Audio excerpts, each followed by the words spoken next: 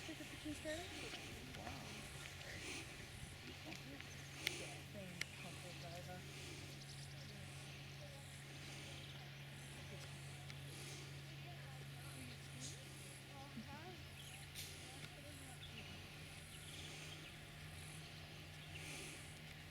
Let's just be more to catch up.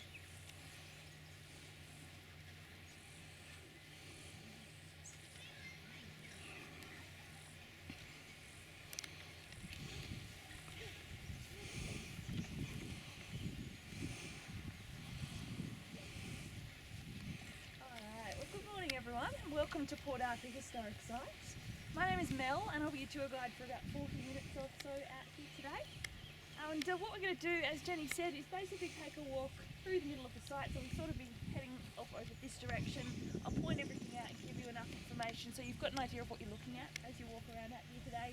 But if you've got any questions, please just let me know. I'm really happy to answer them for you. As Jenny mentioned, you've got a harbour cruise booked on your ticket today, either 10:30 or 11 probably for most of you. I wish I could say that the boat you're going on is the first one just over here. It's not. It's the next one after it, the big white modern one. Although this is the Lady Nelson tied up at the jetty here. She's just called in for a bit of a visit overnight. And great thing to have in the harbour, of course, a little bit like the ships that would have been bringing convicts in here to Port Arthur as well. But be down at the harbour cruise, please, about 5 or 10 minutes early. The time that we've given you on your ticket, either for harbour cruise, Isle of the Dead or Point Tour, that is the time the boat will leave, not the time they start to let you on board, so give yourselves plenty of time. Something that people are often just a little bit nervous to ask us about is the history of 1996 and what happened here at the time. For those of you who are interested, the memorial is just here. This little ruin that you can see through the trees. There's a nice little garden out the back there. Please feel free to go and visit it today if you'd like to. If you do have questions about what happened at the time, please feel free to come and ask. All I ask is please perhaps hold those to the end of the tour and I will happily have a chat to you about it then. Out of curiosity though, is anyone here for the very first time today? Yeah. Oh, quite a few of you, good. Alright, anyone been before? Just a couple of people, there we go, not very many, very good. Alright, well we are of course going to start off with the background information, sort of the why Port Arthur would exist before we move on to looking at what it actually is. And one thing you'll probably notice of course is this place is pretty big. It's probably a lot bigger than most of you were expecting. I think most people tend to see the iconic photograph of this one building along the frontier and then they don't realise it actually covers 100 acres. So you've got a lot of exploring out here to do today. And most of you have probably heard something about Port Arthur before coming down here. From what we've found from various visitors in the past, it tends to go something along the lines of Port Arthur was a cruel and brutal prison where men could be sent for stealing loaves of bread to feed their starving families. Anyone heard of that before? Yeah, would not be surprised at all. It's a really widespread idea about this place. Like most big, broad, sweeping statements, there's a lot more to the story than that very simple idea of being sent here purely for food, stealing food for your family. And in fact, that was a very rare thing to be sent straight from people like this. Most generally, the only reason you'd be sent straight to Port Arthur when you're first convicted is if you're convicted of something like assault or murder. If, however, you were convicted of a minor offence, stealing food or perhaps stealing a handkerchief, I have to clear up that handkerchief one for you. It is not the dirty, snotty hanky that you've just blown your nose on. It is silk, it's embroidered, it's very expensive, usually monogrammed, worth about the equivalent of a smartphone today. So hopefully that one makes a little bit more sense for most of you why they were transporting people for stealing handkerchiefs. But if you were convicted of one of these minor offences and transported for it, you wouldn't come directly to Port Arthur. You would instead go somewhere like Hobart, and there they had what's called the convict assignment system.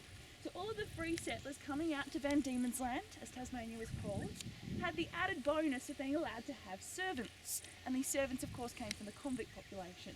So for a convict newly arrived in Hobart, he would be assigned to work for somebody out on their property, wherever that may be.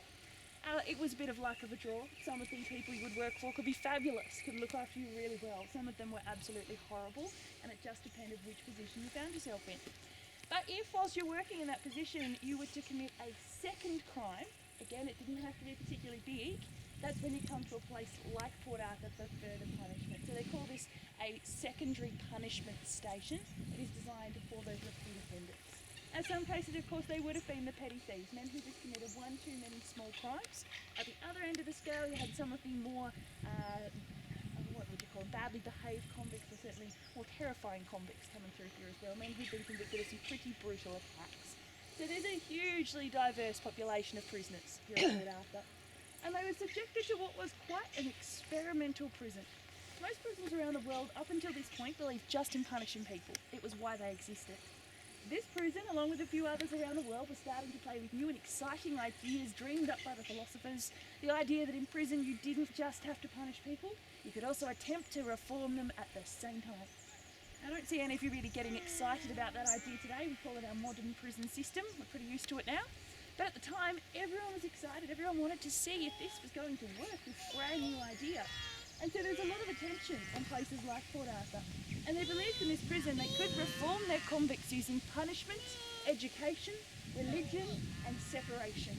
The idea was you take your convicts, put them through this system and just write these railroad ideas and put out their brain. This is amazing.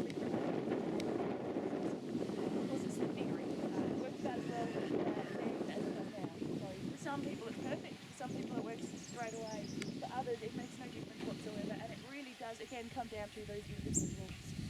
But this prison also operated quite late in convict history, and so we know the first fleet was sent out to Australia in 1788, Hobart's established in 1803, Port Arthur wasn't until 1830, so it's much further down the track, and it operated for 47 years, so until 1877.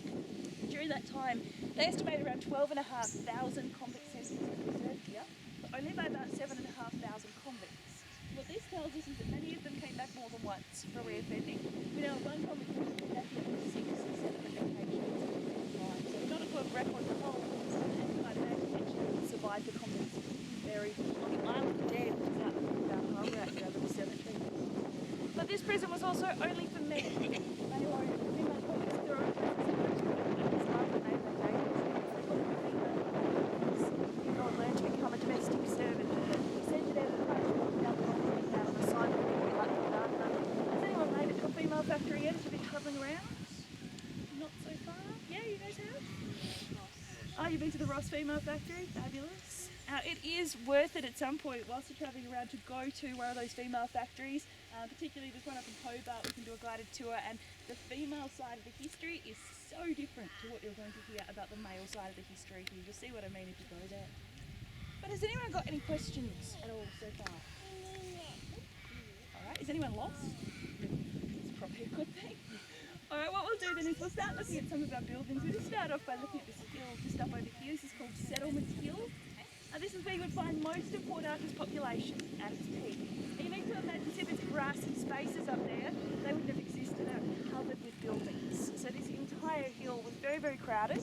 In fact, if you go, there's a building on the lower level there with the 2 glass towers on the roof on the left-hand side of the big one, it's 4 stories. Going to that little building on the left there, you're going to find some photographs on the walls that show you just what this place used to look like. When you walk in, you'll be astounded by it. But we have lost most of those buildings over the years due to 2 reasons. First of which is bushfires, and most of them are constructed out of timber or have timber roofs. So when these bushfires came through at the end of the 19th century, they burnt very, very easily. Now, at the time, this was a township called Carnarvon, so it actually closed down the prison, free settlers moved in, and Australia was going through this great period of not wanting to remember convict history. So when these bushfires came through, the people who lived here at the time described them as cleansing fires to erase the hideous convict stain in this area. And that really does sum up their attitude.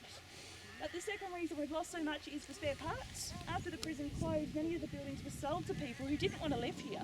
Instead, they wanted the building material, so the bricks, the timber, all of the stone. They would take it back to Hobart and reuse it there. So that's another reason to lose so much. So we've got about a third left of Port Arthur now compared to what it would have been. But some of our amazing buildings we do luckily still have left, including the big white house on the far left-hand side there. That's the Commandant's house. And the Commandant is, of course, in charge of this prison. He's the boss. And the Commandant's house actually started off as 4 rooms when it was first built in 1833. But as each new Commandant turned up, different sized families, different expectations, they just keep adding rooms on. And so it went from 4 rooms to about 16 up there now.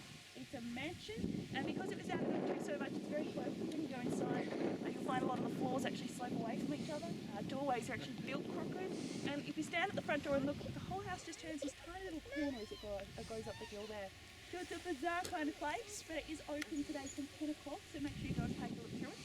And you'll find in there information about all of the commandants who came through, and there were 9 commandants who came through, one came back twice. And of all of those men who were in charge of this prison, only one had ever worked in the prison before. And the rest had to make it up as they went along. So you can imagine some of them did really well at it, some of them not so much, although the one guy who had worked in a prison before was said to be the most corrupt of the whole lot. So this place is only ever as good as the person in charge of it. And next to the commandant's house is the military precinct. It starts with a guard tower. It's a bit like a castle turret about halfway up the hill there. Finishes at the tree line at the top of the hill. You'll see this big grey stone retaining wall between the two yellow cottages. That's the foundation for a double-storey stone barracks building, and there were two of them side by side with big walls all around. And you need to picture it up there and just imagine how intimidating that would have looked, because that's the soldiers' barracks. They're right up there on the top of the hill, and it reminds every convict, no matter where he was at Port Arthur, the soldiers are up there and they're always going to be watching you. It's very deliberately done. As far as the soldiers are concerned, this is actually one of the worst jobs they'd ever had in their lives, because this was not a job they signed up for. They became part of the 19th century military. They're meant to be fighting battles, gaining honour, getting promotions, and instead they're prison guards at Port Arthur. That's a pretty low point in most of their careers, but these soldiers were also incredibly bored. Theirs was one of the few spots at Port Arthur that had walls around it, and they weren't allowed to leave unless they were on duty. So they were very much contained to the barracks up there, and so it resorted to all sorts of things. They had organised illegal fights, they're gambling, stealing from the officers' gardens and stores, setting up illegal grog shops and being drunk on the job. So it's not ideal. How many soldiers in the garrison annual? At any one time, we believe the peak was around 150. So really, it's actually not that many, considering at its peak there's said to be anywhere from 12 to 1800 convicts here. If those convicts wanted to, they probably could have made convicts. And it's actually why they built the barracks the way they did. That's a big fortress. So if ever anything did happen here, that's where they were sort of like that from. But the military were prison guards here at the prison. And part of that, as you can imagine, a big place like this involves not only being posted here at Port Arthur, but posted at various different areas around the peninsula, and of course chasing down anyone who tried to escape. It looks really easy to escape from. You have to admit, as you look around at Port Arthur today, there's no big fences, there's no big walls, there's no barbed wire. It doesn't look much like a maximum security prison. You could be forgiven for thinking it's a nice, peaceful country English town. It's quite lovely when you look around the place. But they never had to build the walls or the fences because this is a natural prison standing in at the moment. They didn't need them here. Instead, you've got deep, cold water out in our harbour here surrounding the peninsula. Most people had no idea how to swim at the time, and the soldiers are taking great delight in telling everyone that this is man-eating, shark-infested water out here. So for most people, they took one look at this harbour and wanted nothing to do with it. Now, your second option for escape was to go via Eagle Hawk Neck, and you would have driven across there coming down here. Very narrow little piece of land, less than 100 metres wide at its narrowest point. It is the only way by land off this peninsula. So they had soldiers there from the beginning. After a while they established what's called the dog line. They trained up what they describe as these half-starved, vicious breeds of dog right across Eagle Hawk Neck. Just far enough apart from each other they couldn't fight. Close enough together they said to be able to share the same food bowl. So it's quite hard to get through there. Convicts still tried, and just before we take a walk, I want to tell you about one of them, because he came up with possibly the most weird and wonderful escape attempt in our history.